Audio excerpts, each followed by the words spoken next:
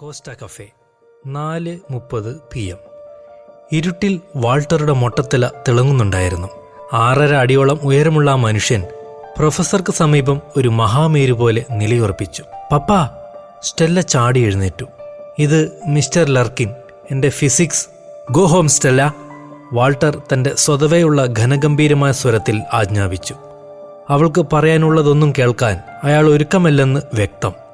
Go Stella. ഒരിക്കൽ കൂടി അത് പറഞ്ഞപ്പോൾ അയാളുടെ കണ്ണുകളിൽ നിന്ന് തീപ്പൊരി പാറി. പിന്നെ ഒരു നിമിഷം പോലും നിൽക്കാൻ സ്റ്റെല്ലയ്ക്കായില്ല. അവൾ തൻ്റെ ബാഗും മറ്റുമെടുത്ത് തിടുക്കത്തിൽ പുറത്തേക്കിറങ്ങി. തിരിഞ്ഞു പോലും നോക്കണ്ട, നിന്നെ ഞാൻ വീട്ടിലെത്തിയിട്ട് കാണുന്നുണ്ട്, പൊയ്ക്കോ. പുറകിൽ നിന്ന് പപ്പയുടെ ശബ്ദം മുഴങ്ങി. തുടർന്ന് വാൾട്ടർ പ്രൊഫസർക്കെതിർവശത്തായി ആ സോഫയിൽ അമർന്നിരുന്നു. മിസ്റ്റർ ലെവിൻ, പ്രൊഫസറുടെ ശബ്ദം ഇടറിയിരുന്നു. താങ്കൾ ഉദ്ദേശിക്കുന്ന പോലെയൊന്നുമല്ല. സ്റ്റെല്ലയ്ക്ക് എന്തൊക്കെയോ ഫാമിലി പ്രോബ്ലംസ് ഉള്ള പോലെ തോന്നി. അതൊന്ന് ഡിസ്കസ് ചെയ്യാൻ. ഞാൻ എന്താ ഉദ്ദേശിച്ചതെന്ന് തനിക്കെങ്ങനെ മനസ്സിലായി? അല്ല, ആരായാലും തെറ്റിദ്ധരിക്കുമല്ലോ. എനിക്ക് തെറ്റിദ്ധാരണയൊന്നുമില്ല. Okay, good. എങ്കിൽ പിന്നെ നമുക്കൊരു കോഫി കുടിച്ച് പിരിയാം. സ്റ്റെല്ല പ്രായപൂർത്തിയാകാത്ത ഒരു പെൺകുട്ടിയാണെന്ന് തനിക്കറിയില്ലേ? എനിക്കറിയാം. പക്ഷേ അതിനിവിടെ എന്ത് പ്രസക്തി? ഞാൻ ആ കുട്ടിയുമായി ഒരു അഫെയർ ഉണ്ടാക്കാൻ വന്നതല്ലല്ലോ. പിന്നെന്തിനാ നീ ഇങ്ങനെയൊരു സ്ഥലത്ത് അവളെ കൂട്ടിക്കൊണ്ടുവന്നത്? എന്തെങ്കിലും സംസാരിക്കാനായിരുന്നെങ്കിൽ കോളേജിൽ അതിനുള്ള സൗകര്യമില്ലേ? കൗൺസിലിങ്ങിനാണെങ്കിൽ അതിന് വേറെ ഡിപ്പാർട്ട്മെന്റ് ഇല്ലേ? ഫിസിക്സ് പ്രൊഫസർക്ക് അതിലെന്ത് കാര്യം? മര്യാദയ്ക്ക് സംസാരിക്കണം.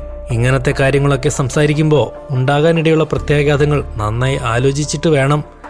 അതെ, പ്രത്യാഘാതങ്ങൾ നീ അനുഭവിക്കാൻ പോകുന്നതേയുള്ളൂ. ഞാൻ ഇത് തൻ്റെ കോളേജിൽ റിപ്പോർട്ട് ചെയ്യും. തൻ്റെ ജോലി പോകും. പോലീസ് അറസ്റ്റ് ചെയ്യും. എൻ്റെ മോൾ എന്ത് മൊഴിയാണോ പോലീസിന് കൊടുക്കുന്നത് അതനുസരിച്ച് നീ ചിലപ്പോൾ ആജീവനാന്തം ജയിലിൽ പോകും. ഭീഷണിയാണോ?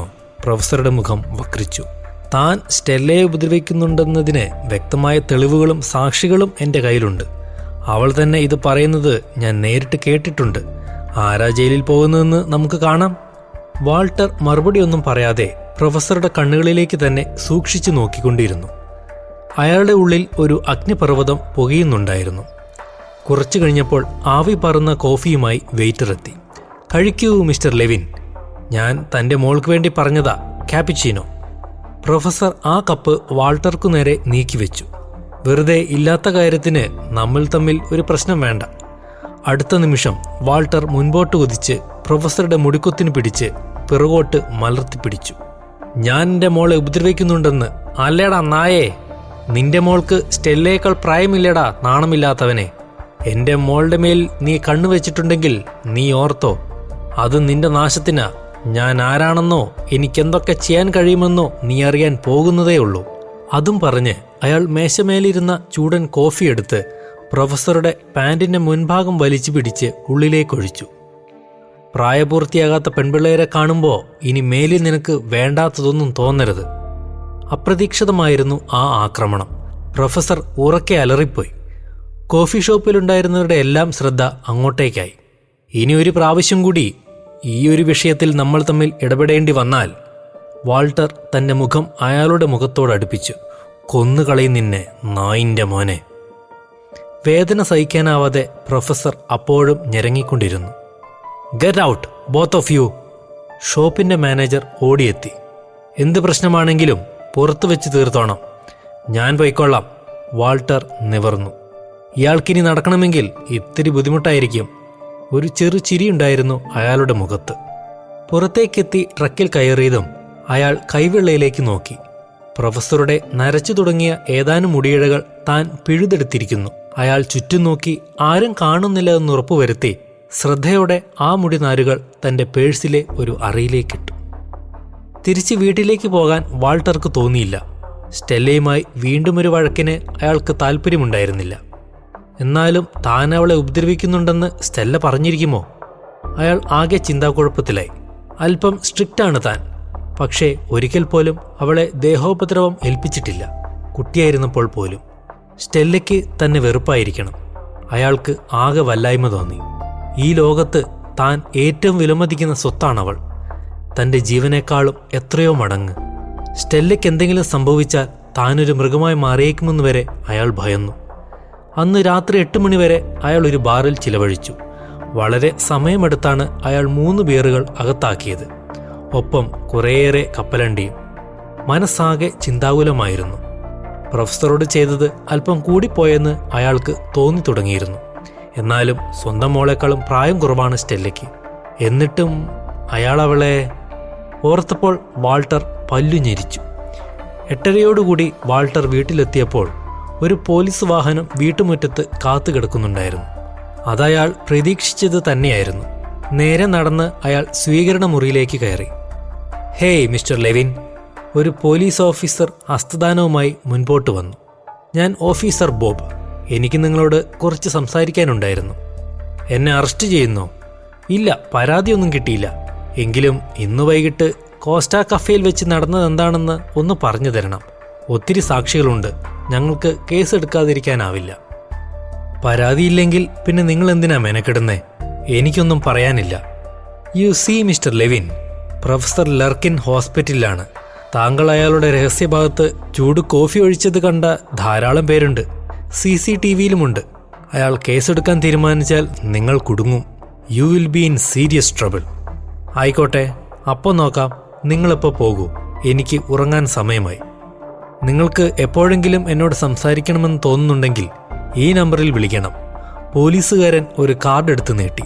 വാൾട്ടർ അത് വാങ്ങി അലക്ഷ്യമായി കോഫി ടേബിളിലേക്കിട്ടു. പോലീസുകാരൻ പോയതും അയാൾ നേരെ സ്റ്റെല്ലയുടെ മുറിയിലേക്ക് ചെന്നു. ബെഡിൽ അയാളുടെ വരവും പ്രതീക്ഷിച്ചെന്ന വണ്ണം ഇരിപ്പുണ്ടായിരുന്നു സ്റ്റെല്ല. നേർത്ത നൈറ്റ് ഗൗണിൽ ഒരു കൊച്ചു മാലാഖയെപ്പോലെ തോന്നിച്ചു അവൾ. അയാൾ അകത്തേക്ക് കാലെടുത്ത് വെച്ചതും അവൾ ചാടി എണീറ്റു. പപ്പ പറയാൻ പോകുന്നത് എന്താണെന്ന് എനിക്കറിയാം. ഐ ആം റിയലി സോറി പപ്പ. എന്തിനാ സോറി? വാൾട്ടർ അമ്പരന്നു. രാവിലെ ഞാൻ വല്ലാതെ അപ്സെറ്റായിരുന്നു. പപ്പയോട് വഴക്ക് കൂടിയല്ലേ പോയത്. കോളേജിൽ ചെന്നപ്പോൾ പ്രൊഫസറെ കണ്ടു. അദ്ദേഹം പറഞ്ഞു ഇന്ന് വൈകിട്ട് പേഴ്സണലായി ഒന്ന് കാണണമെന്ന്. അപ്പോൾ എനിക്കതൊരു നല്ല ഐഡിയ ആയി തോന്നിയെങ്കിലും പിന്നെ അവിടെ ചെന്നപ്പോഴാ അയാൾക്ക് വേറെ എന്തോ ഉദ്ദേശമാണെന്ന് മനസ്സിലായത്. എൻ്റെ അടുത്ത് വന്നിരുന്നതും കവിളിൽ തട്ടിയതുമൊക്കെ ആയപ്പോൾ എനിക്ക് മനസ്സിലായി അയാൾ ശരിയല്ലെന്ന്. പപ്പ കൃത്യസമയത്ത് വന്നതുകൊണ്ട് എനിക്ക് ഒഴിവായി പോരാൻ പറ്റി. തല കുനിച്ചു പിടിച്ചാണ് അവളുടെ സംസാരം. പപ്പ ഒരു ദുഷ്ടനാണെന്ന് തോന്നുന്നുണ്ടോ മോൾക്ക്? ഏയ്. അവൾ വീണ്ടും തല കുനിച്ചു. ചിലപ്പോൾ പപ്പ അനാവശ്യമായി സ്ട്രിക്റ്റ് ആണെന്ന് തോന്നിയിട്ടുണ്ട്. എന്നെ എപ്പോഴും സംശയമാണ്. ഇന്നുവരെ സ്നേഹത്തോടെ ഒരു വാക്ക് പോലും പറഞ്ഞിട്ടില്ല എന്നോട്. ഒന്നും വാങ്ങി തന്നിട്ടില്ല. ഒരുമിച്ച് ഒരു ട്രിപ്പ് പോലും പോയിട്ടില്ല. വല്ലാത്തൊരു യാന്ത്രിക ജീവിതം. ചിലപ്പോൾ മടുത്തു പോകും. അയാൾ മുൻപോട്ട് ചെന്ന് അവളുടെ തലമുടിയിൽ തലോടി. എൻ്റെ കുട്ടി, നിനക്കറിയില്ല ഞാൻ അനുഭവിച്ചതൊന്നും. നഷ്ടപ്പെട്ടു പോയതാ നിന്നെ എനിക്ക്. എന്നിട്ടും ഞാൻ തിരിച്ചു പിടിച്ചു. ആ കഥയൊന്നും നിനക്കറിയില്ല. എൻ്റെ ജീവിതം ഞാൻ ചെകുത്താന് അടിയറവ് വെച്ചു നിനക്കു വേണ്ടി. ആരെങ്കിലും നിന്നെ ഒന്ന് നുള്ളി നോവിച്ചാൽ പോലും എനിക്ക് സഹിക്കില്ല. കൊന്നുകളയും ഞാനവനെ. പപ്പ അയാളുടെ മേലേക്ക് ചൂട് കോഫി ഒഴിച്ചെന്ന് പറഞ്ഞു ആ പോലീസുകാരൻ. ഒരു ചെറിയ ചിരി ഉണ്ടായിരുന്നു സ്റ്റെല്ലയുടെ മുഖത്ത്. പിന്നെ ഞാൻ എന്താണ് ചെയ്യേണ്ടത്? എന്തായാലും ഇനി അവൻ നിന്റെ അടുത്ത് വരുമ്പോൾ ഒന്നും അടിക്കും. അഥവാ ഇനി അയാൾ വരികയാണെങ്കിൽ ഉടനെ എന്നെ അറിയിക്കണം. ഓക്കെ പപ്പ, ഞാൻ കിടക്കട്ടെ. Good night. Good night Stella. അയാൾ അവളുടെ മൂർധാവിൽ ചുംബിച്ച് പുറത്തേക്ക് നടന്നു. ഇങ്ങനെ ഇടയ്ക്കൊക്കെ ഒന്ന് വന്ന് മിണ്ടിയാൽ മതി പപ്പ. നമ്മൾ തമ്മിലുള്ള ഈ അകലം കുറയും. പതിഞ്ഞ സ്വരത്തിൽ അവൾ മന്ത്രിച്ചത് അയാൾ കേട്ടു. പിറ്റേന്ന് രാവിലെ പ്രൊഫസർ സ്റ്റീവ് ലർക്കിൻ ഹോസ്പിറ്റൽ വിട്ട് വീട്ടിലേക്ക് തിരിച്ചു. അന്ന് ജോലിക്ക് പോകാനാവില്ലെന്ന് അയാൾക്കറിയാമായിരുന്നു. നല്ല വേദനയും പുകച്ചിലുമുണ്ട്. ഭാഗ്യത്തിന് കാര്യമായ ടിഷ്യൂ ഡാമേജ് ഉണ്ടായില്ല എന്നാണ് ഡോക്ടർമാർ പറഞ്ഞത്. തൻ്റെ വീടിനടുത്തെത്തിയപ്പോഴേക്കും അയാൾക്കെന്തോ പന്തികേട് തോന്നി. കോളേജ് പ്രിൻസിപ്പാളിൻ്റെ കാർ വീട്ടുമുറ്റത്ത് കിടക്കുന്നു. പ്രിൻസിപ്പാളും തനിക്ക് പരിചയമില്ലാത്ത മറ്റു ചിലരും അവിടെ മാറി നിന്ന് സംസാരിക്കുന്നുണ്ട്. കാർ നിർത്തി പുറത്തേക്കിറങ്ങിയ പ്രൊഫസർ അമ്പരപ്പോടെ പ്രിൻസിപ്പാളിനടുത്തേക്ക് നീങ്ങി. പ്രൊഫസർ. പ്രിൻസിപ്പൽ എർവിംഗ് ഷെപ്പേർഡ് അയാളുമായി ഹസ്തദാനം നടത്തി. അത്യാവശ്യമായി നമുക്കൊന്ന് സംസാരിക്കണം. ഒരൽപ്പം പേഴ്സണലാണ്. വരൂ സാർ, നമുക്കെൻ്റെ ഓഫീസിലേക്ക് ഇരിക്കാം. അയാൾ അദ്ദേഹത്തെ വീടിനുള്ളിലേക്ക് ക്ഷണിച്ചു. നടക്കാൻ നല്ല ബുദ്ധിമുട്ടുണ്ടല്ലേ? പ്രിൻസിപ്പലിൻ്റെ മുഖത്ത് ചെറു ചിരിയുണ്ടായിരുന്നു. ഒന്നും പറയണ്ട സാർ. ഇതെന്ത് പറ്റിയതാ? കോഫി തട്ടി മറിഞ്ഞു വീണതാ സാർ, ഇന്നലെ കോസ്റ്റായിൽ വെച്ച്. പ്രിൻസിപ്പൽ ഒന്നിരുത്തി മൂളി. ഒറ്റയ്ക്കേ ഉണ്ടായിരുന്നുള്ളോ കോസ്റ്റായിൽ? സാർ, മിസ് സ്റ്റെല്ല ലെവിൻ എന്നൊരു സ്റ്റുഡൻറ്റുമായാണ് താൻ അവിടെ പോയെന്നാണല്ലോ കേൾക്കുന്നത്. അത് സർ, വ്യക്തമായി പറയണം, തന്നെ ജോലിയിൽ നിന്ന് പിരിച്ചുവിടുന്നതല്ല ഇവിടുത്തെ മെയിൻ പ്രശ്നം. ആ കുട്ടി അണ്ടർ ഏജ് ആണ്, പ്രായപൂർത്തിയായിട്ടില്ല. താനിനി ബാക്കിയുള്ള ജീവിതം അഴിക്കുള്ളിൽ ചിലവഴിക്കേണ്ടി വരും.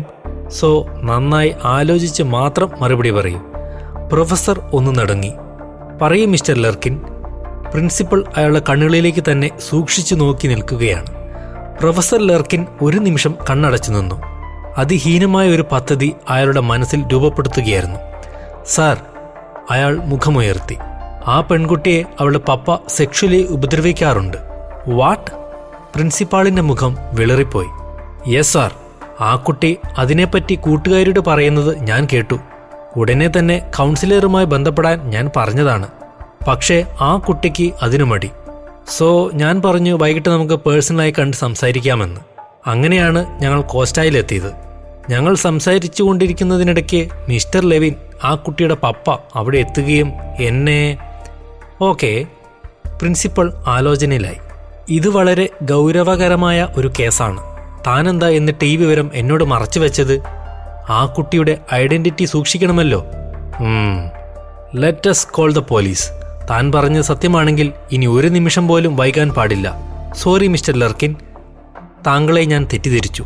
പ്രിൻസിപ്പൽ വീണ്ടും ഹസ്തദാനത്തിനായി കൈനീട്ടി. പെട്ടെന്ന് പോലീസിനെ വിളിക്കേണ്ട സാർ. ഞാൻ ആദ്യം ആ കുട്ടിയെ ഒന്ന് കണ്ട് വിശദമായി സംസാരിച്ചതിന് ശേഷം... താൻ എന്താടോ ഈ പറയുന്നത്? സെക്ഷൽ അബ്യൂസ് എന്ന് കേട്ടാൽ ഉടനെ തന്നെ നമ്മൾ പോലീസിൽ അറിയിച്ചിരിക്കണം എന്നാണ് നിയമം. താനത് വകവെക്കാതെ ആ കുട്ടിയെ വിളിച്ചുകൊണ്ട് കാപ്പി കുടിക്കാൻ പോയി. ഇനിയും അത് തന്നെ ചെയ്യാനാണോ പ്ലാൻ? താൻ ചുമ്മാതിരി, ഞാൻ പോലീസിനെ വിളിക്കട്ടെ. ആ കാർന്നോരെ എത്രയും പെട്ടെന്ന് അകത്താക്കണം. രാവിലെ കോളേജിലേക്ക് ഇറങ്ങിയതായിരുന്നു സ്റ്റെല്ല. കാറിനുള്ളിൽ കയറിയിരുന്നതും കോമ്പൗണ്ടിലേക്ക് ഇരച്ചു കയറി വരുന്ന പോലീസ് വാഹനങ്ങൾ കണ്ട് അമ്പരന്നുപോയി അവൾ. പുറത്തേക്ക് ഇറങ്ങിയതും ഒരു മധ്യവയസ്കയായ ഒരു ഉദ്യോഗസ്ഥ ഓടിയെത്തി അവളുടെ കയ്യിൽ പിടിച്ചു. മിസ് സ്റ്റെല്ല, ദയവായി ഞങ്ങളോടൊപ്പം വരണം. എന്താ സംഭവം? പാവം സ്റ്റെല്ലയ്ക്കൊന്നും മനസ്സിലായില്ല. അപ്പോഴേക്കും മുൻവാതിൽ തകർത്ത് അകത്ത് കയറിയ പോലീസ് സംഘം വാൾട്ടറെ അറസ്റ്റ് ചെയ്തിരുന്നു. What is going on? അയാൾക്കൊന്നും മനസ്സിലായില്ല. തുടർന്ന് അറസ്റ്റ് ചെയ്യുന്ന ഓഫീസർ ചാർജ് എന്താണെന്ന് വിശദമാക്കിയപ്പോഴാണ് വാൾട്ടർ നടുങ്ങിപ്പോയത്. തൻ്റെ ഹൃദയം നിലച്ച പോലെ തോന്നി അയാൾക്ക്. ഇവരെന്താണ് ഈ പറയുന്നത്? അയാൾ ആകെ തകർന്നുപോയി. തുടർന്ന് അവരെ രണ്ടുപേരെയും പോലീസ് സ്റ്റേഷനിലേക്ക് കൊണ്ടുപോയി. ഏതാണ്ട് 11 മണിയോടെ നടപടികൾ ആരംഭിച്ചു. 2 ഓഫീസർമാരാണ് വാൾട്ടറെ ചോദ്യം ചെയ്യാനെത്തിയത്. മിസ്റ്റർ ലെവിൻ, താങ്കൾ പൊതുവെ ഒരു ദേഷ്യക്കാരനാണല്ലേ? അതെ. ഓഹോ, മകളോടും അങ്ങനെ തന്നെയാണോ? അതെ. അവളെ താങ്കൾ ഉപദ്രവിക്കാറുണ്ടോ? ഇല്ല. അവൾ അങ്ങനെയല്ലല്ലോ പറഞ്ഞത്. പിന്നെ എങ്ങനെയാണ് അവൾ പറഞ്ഞത്?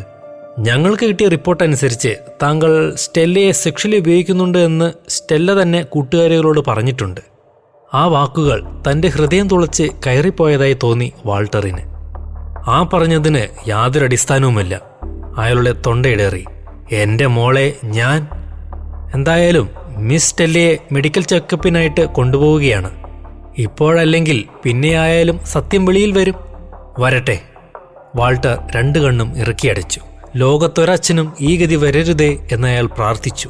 പതിയെ പതിയെ അയാളുടെ ഉള്ളിൽ ഒരു മുഖം തെളിഞ്ഞു വന്നു. Professor Steve Lerkin. നീ തീർന്നടാ, തീർന്ന്. അയാൾ പല്ലുകൾ ഞെരിച്ചു.